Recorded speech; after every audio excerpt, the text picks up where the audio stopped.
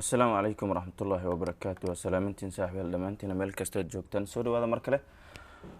Maanta waxaan qaadanaynaa past continuous tense in passive voice ayaan qaadanaynaa. Past continuous tense in passive voice waa kuma isaga. Active and passive formulations waa qaacidooyinka active-ka iyo iyaga passive ah. Active-kan ku bilaabaya subject plus was/were plus verb plus ing plus object. waa markuu active voice ku yahay waa passive-kana wuxuu noqonayaa object plus was/were plus being plus bb plus pi plus subject ayuu noqonayaa. So let's continue. And active voice sentences aan ku bilaabo waa active voice sentences jumlado active voice ah. Baker waxaa la yiraahdaa qofka rootiga dubayo. Was baking wuxuu dubayay the bread, rootiga ayuu dubayay.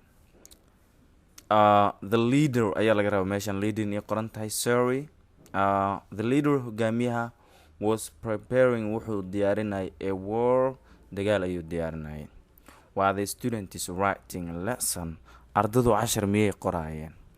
While they telling good stories, ayagu miyay sheegayeen sheekooyin wanaagsan. halkan storieska ayaa ka maqan sorry helmaan hadalku ma jiro. And let's change into passive. halka wuxuu leeyahay the bread rootiga was being baked waa la dubayay by the baker rootilaha ayaa dubayay. So here dhawaaqa kan waxaa la yiraahdaa baked not baked maaha baked. And kana bread din waxa leedahay bread.